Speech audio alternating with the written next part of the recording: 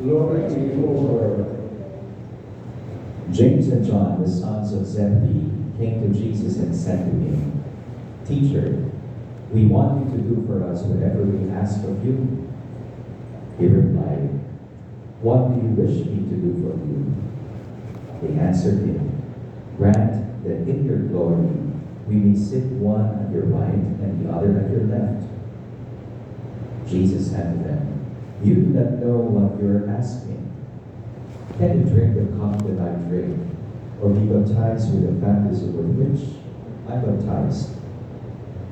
They said to him, We can.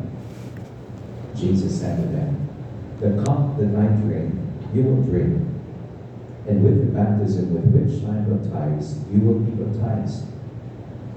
But to sit at my right or at my left is not mine to give, but is for those for whom it has been prepared. When the 10 heard this, they became indignant at James and John. Jesus summoned them and said to them, You know that those who are recognized as rulers over the Gentiles lord it over them, and the great ones make their authority over them felt. But it shall not be so among you. Rather, whoever wishes to be great among you will be your servant.